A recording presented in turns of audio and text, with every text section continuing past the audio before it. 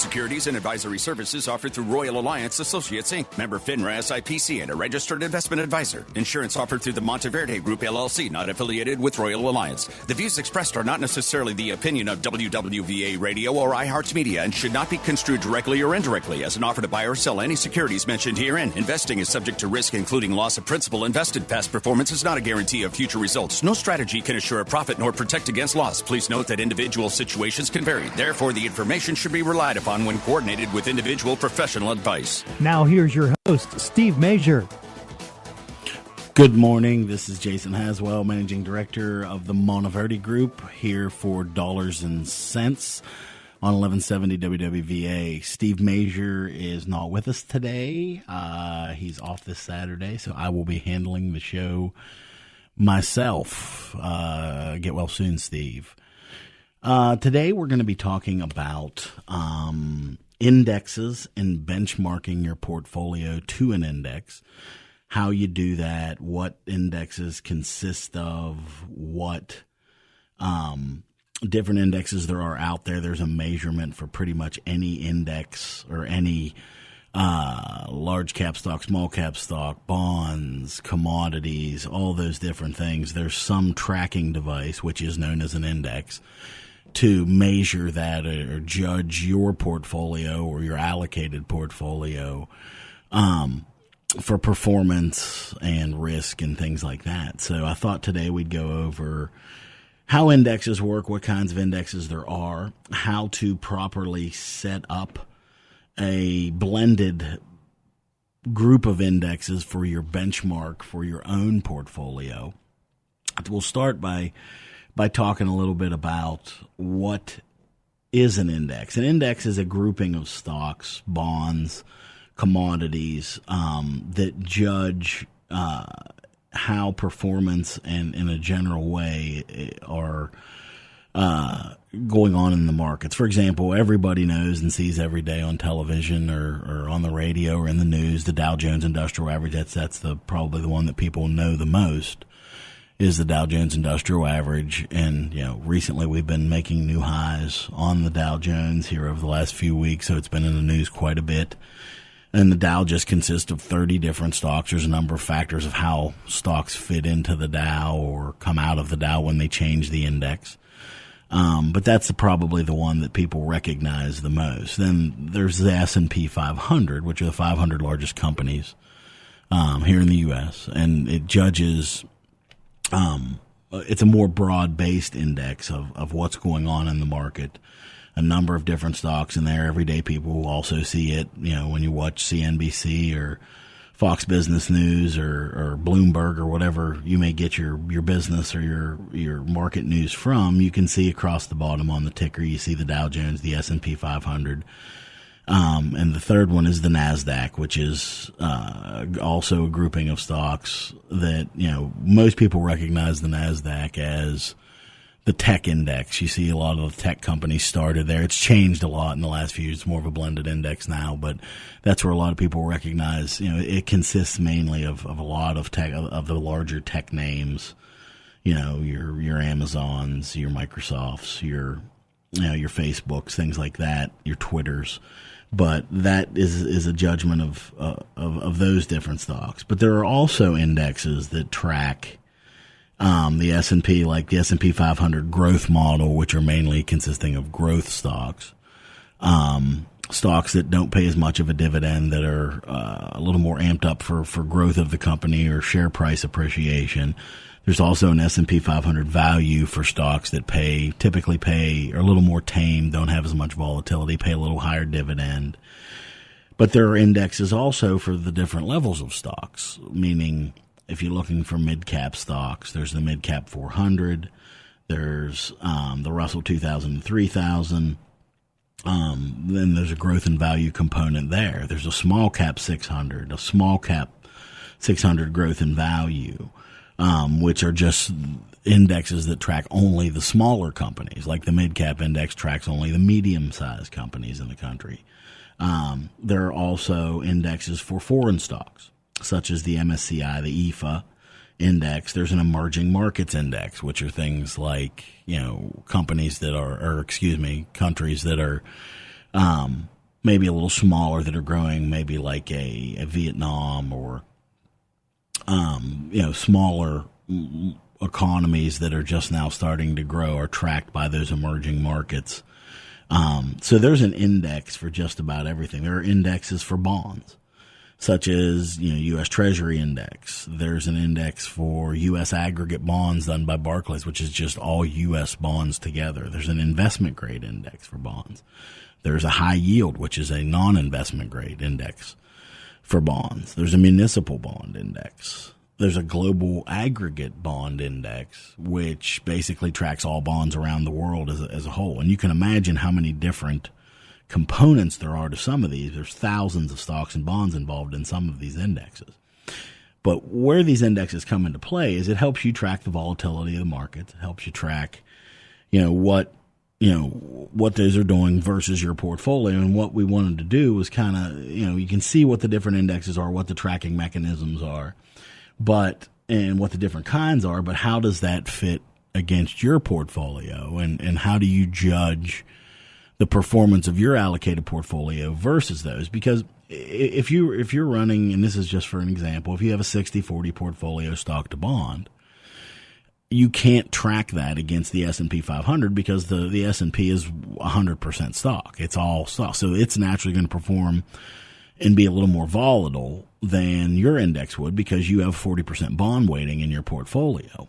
So you can't really judge a 60-40 stock to bond against a 100% stock index. So what we do, and what you could do at home with judging your own portfolios, is put together a blended index where you have the S&P, maybe the Dow Jones, the NASDAQ, the EFA for a foreign component, and then do the U.S. aggregate bond index for 40%. You do those percentages based on the allocation of your portfolio. So when you're tracking that, your tracking mechanism matches your allocation, so you can see a more accurate way of, are you doing good against the indexes that are in your portfolio? Are you doing good against that blended benchmark of those indexes that is more accurately tracking what you have in your portfolio? And you can look at the other indexes to see how they're doing, and they may be more aggressive. Maybe that makes you want to be a bit more aggressive or a bit more conservative. So you can change that blended benchmark with those indexes to match any allocation changes you make. But it just gives you a more accurate tracking mechanism to track your portfolio long term as to what they're doing year to date, 1 year, 3 year, over those things. You can blend those indexes any way you want. If you have commodities in your portfolio, you can look at it that way, or any number of different things, different sectors, whether it be financial or healthcare, because each individual sector has a tracking mechanism, meaning if you're looking at energy stocks, financial stocks, healthcare stocks, industrials, materials, whatever it may be, they each have their own tracking index as well. So if you have a grouping of bank stocks, you can track your bank stocks versus how the index is doing on the financial side. So it gives you an accurate way to track your portfolio performance, as well as a blended way to track your allocation to make sure that you are beating or at least close to in the same range as all those indexes. And if you're not, you can make adjustments to your portfolio, or we can help you make adjustments to your portfolio. We do this for clients all the time in order to track those indexes better and try and beat the index and do it in a way that's, in conjunction with your risk tolerance and what types of risk you want to take. So it gives you a tracking mechanism for risk on one front as well as performance on the other. So you want to have that accurate tracking mechanism because you don't know. It may look like you're doing well, but you may not be. So you always want to have that sort of point out there you're watching to make sure that your portfolio is doing the same thing or better than the indexes out there that match your allocation. So it just gives you a better way. And even if you're working with an advisor, they can help you do this, but it's a good thing to have maybe on your screen at home to see what those indexes are doing in a blended way versus what your portfolio does. It gives you an accurate way to look at things and judge, how those things are doing and what maybe changes you need to make, or maybe you do need to talk to somebody because you don't know how to set that up. So it just gives you a more accurate way to do those things and maybe help you with understanding why. I mean, if you're looking at the S&P benchmark, maybe, you look at what it's done for the year and you're not doing as well, but that's because maybe you only have 50% of your stocks in the market. So maybe that's the reason why you see those things. So what we'd like to do after the break here coming up, we'd like to talk to you a little bit. If you have any questions on benchmarking or indexes, we'd like you to call in. The number here again at the studio is 1-800-624-1170. Please call in with any questions, not just with indexes and benchmarking, but with, any question you may have in the financial markets right now. And again, like to give you our address here in Wheeling. We're at 2001 Main Street, Suite 402, here in Wheeling, West Virginia, is where the Monteverdi Group is. Our number is 905-0641. So if you have any questions once we get off the air, you want to call us at the office, we would appreciate it very much. So we're going to be going to the break here shortly, and please call in. We'll go over this or any other financial news you want to discuss. Thank you very much, and we'll be right back.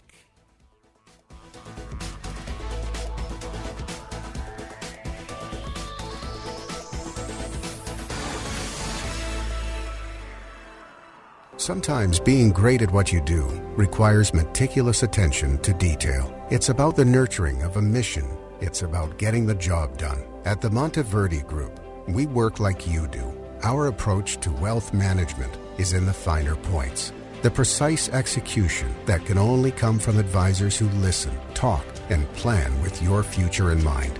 The Monteverdi Group, helping clients grow, manage, and preserve wealth. This report is brought to you by AARP and the Ad Council. News Radio 1170 WWVA. Severe Weather Team 9 forecast. We kick off the weekend with partly sunny skies, increasing clouds this afternoon, a high of 58 degrees. Clouds this evening with a few isolated showers possible, becoming more numerous overnight down to 53. Sunday, cloudy, breezy with morning rain showers and a warmer high of 69. I'm Severe Weather Team 9 meteorologist Stephanie Allison. For victims of drunk and drug driving, our grief is unique, but you are not alone. MAD is here to help. Call our 24-hour victim helpline at 877-MAD-HELP or visit mad.org. That's MADD.org. iHeartRadio is the easy-to-use app for music and radio. Download the free iHeartRadio app today. Refreshing your news feed at the top and bottom of the hour and posting opinions the rest of the time. News Radio 1170 WWVA. Hi, this is Jason Haswell. We're back here at Dollars and Cents here live from the WWVA studios, 1170 here in downtown Wheeling on a cold Saturday morning. We're discussing indexes and benchmarking, how to track your portfolio properly, what indexes to look at, what kinds of indexes are out there.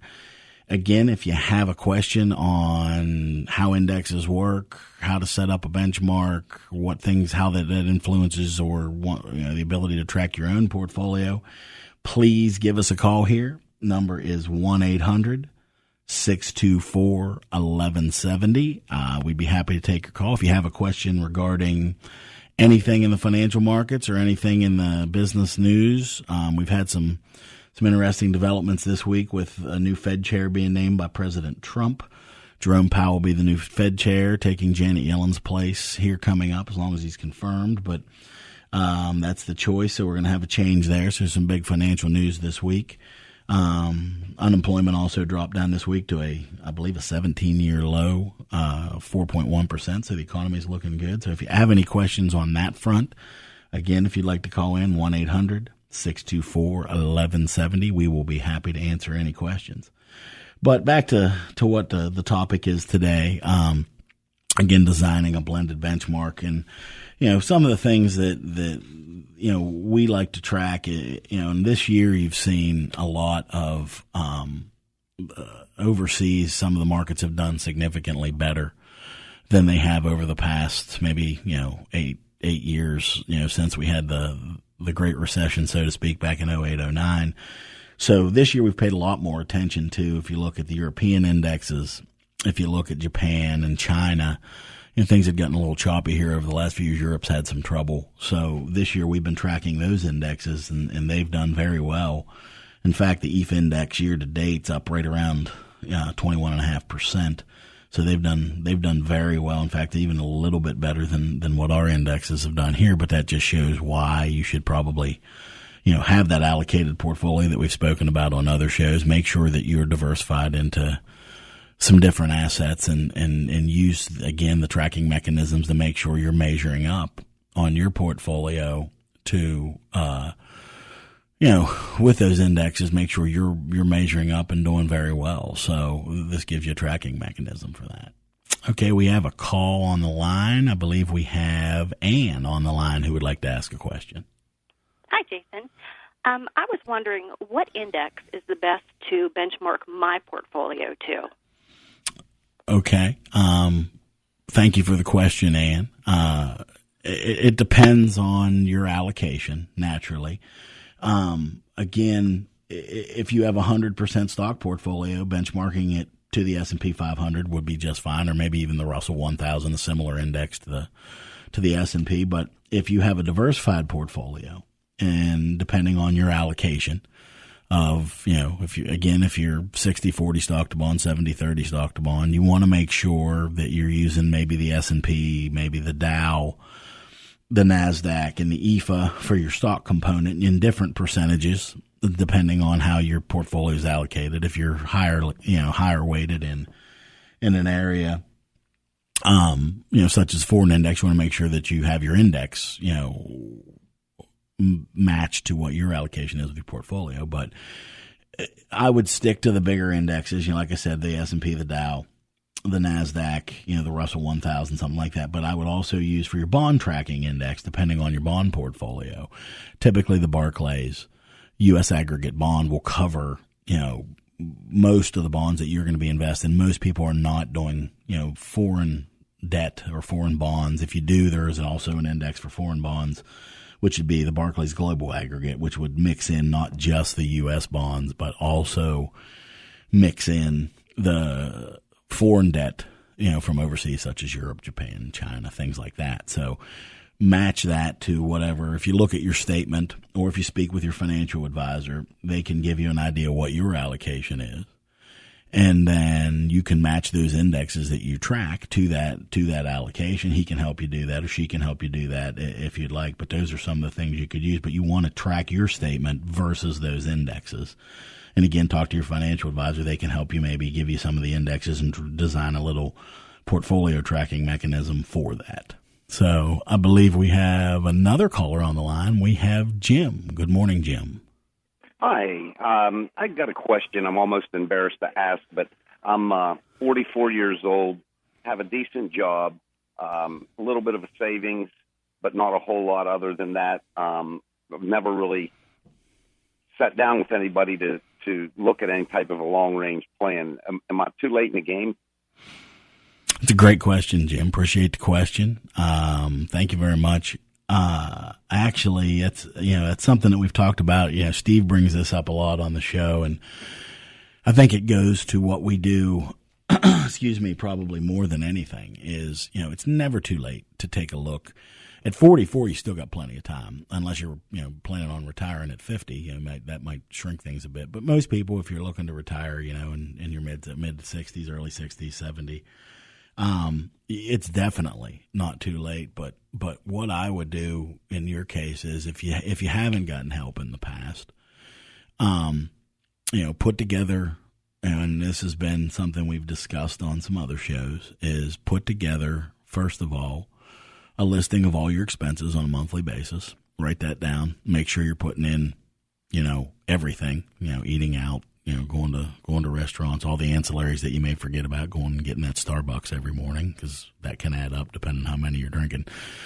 But put those expenses together. Then get all your statements together from your 401k, any savings you have, any brokerage accounts you might have, CDs, things like that. Anything is a saving mechanism or an investment mechanism, and put all that together. And then you can sit down with someone, that you trust, or someone that may be recommended to you. Naturally, we would love to speak with people like yourself, but if you have somebody that you trust already, that you're already doing business with, sit down with them, go through those expenses, look at what you can do on a monthly basis from a savings standpoint. Are you saving enough? Are you putting enough in your 401k? Maybe you need to up what you're putting in. Maybe you're not taking full advantage of your match. Are you putting away money in an IRA or a Roth IRA outside of that? Do you have, as we talked about a few weeks ago on here, do you have your 6 months emergency fund, fully stocked in case something unfortunate happens that you need it for? And, sit down with that person and see where you stand. Look at what your allocation is. Is it too risky? Is it too conservative based on your age? You're still very young, so you can be a little more aggressive than somebody that's maybe over 55 or 60. But somebody like myself or anybody out there, again, if you have somebody that you trust, sit down with them and go through this and see if all that matches up, and if you're saving enough, if your allocation's good, what your performance has been. And this kind of goes to hand in glove with what we're talking about today. Maybe you haven't tracked that, so maybe you sit down with that advisor and put together a blended group of indexes and they can show you a tracking mechanism of what they've done, the indexes versus what your portfolio's done. And maybe that helps you make some adjustments, whether it be being a bit more aggressive or a bit more conservative. If you track that allocation that you have versus those indexes that match, it gives you an accurate way to follow it. And maybe you've lagged a bit and you're not real happy with where things are. This gives you the opportunity to sit down and put all the pieces together and have a mechanism using one of the indexes and designing a custom tailored benchmark to give you an idea if you are doing the right things. So, and like I said, you can do that. You can do that with anybody, or you can do it yourself. I recommend, naturally, if you haven't done it in the past, it's probably better to get some advice, as it is with anything you're unfamiliar with, to get an idea of how to do it and set it up and what that mechanism will be to track it going forward. How often do you need to look at it and those types of things. But at age 44, by no means is it too late. In fact, you're still early in the game, and it's never too late to sit down and design a plan. The only time it's too late is basically, when you're gone, and then, maybe things are a little late in the game and things like that. But I just think that it's never too late to design a plan for where you are currently in life and what you have coming up in life going forward. There's always, it's always a time to sit down and make sure you got your ducks in a row. So, by all means, Jim, please, sit down and take a look at your stuff, and hopefully we can get somebody to, maybe if it's us or someone else, get some help and get some advice. So, again, I don't think it's ever too late to sit down and take a look. And that goes again back with the benchmarking side. So, we want to try and design a benchmark for our clients that fits them it's tailored to them. Each one's going to be a little bit different based on their allocation, their needs, their wants, their objectives, their conservatism or aggressiveness. So, I think the ongoing theme of what we've talked about on the show here since we've come on the air is each client is different. Each client has certain wants, needs, goals, risk tolerances, a bit, maybe ability to accept volatility and things like that. And in order to design a portfolio and an investment plan, a budget, an estate plan, a tax plan, you have to sit down and look at everything as, a whole and make sure that you're doing the right things, make sure that things are set up in the proper manner. But you have to look at your financial well-being as a whole. It's just like going to the doctor. They don't just look at your heart. They don't just look at your brain. They don't just look at, one thing in your body. They sit down and look at your entire body of work and what you have going on in your life. And it's basically, when you sit down with somebody like us, if it's done properly, we're looking at, all the things you have going. We talk to you about your life situation, your family situation, and we design a portfolio or a plan based on you. Each client is different. It's tough on the radio too, because everybody asks, questions like you did. Is it too late? Or, just like Ann asked, she asked a great question. And how do I track my portfolio? Well, naturally, we can't tell you that until we see where you are. So everybody's going to be a bit different. Everybody's going to need a different level of advice and a different level of service. And, I think that we like to help our clients eat well and sleep well. We want you to, do well financially, but we also want you to be able to live with that every night and go to bed, put your head on the pillow and be happy with your plan and where things are going. So that's what we like to provide you with, and that's what we try to do here on a weekly basis. So again, it's been another good week here on Saturday. We'll have Steve back next week. I think we'll be healed up and ready to go, coming back off the IR, so to speak. If you have any questions for us at the Monteverdi Group, we would like you to call us. Here again, we're at 2001 Main Street, Suite 402, Wheeling, West Virginia. Our number at the office is 304-905-0641. Happy to answer any questions that you have specifically tailored to yourself or your position or anything you have a question about. We are more than happy to answer that. And please don't hesitate to call us. We are there 5 days a week and are more than happy to answer any questions you have on the show or anything else that happens to pop up in your life. So hope you got something out of today's show, and thank you very much for listening. We'll see you next week, and let's go Mountaineers.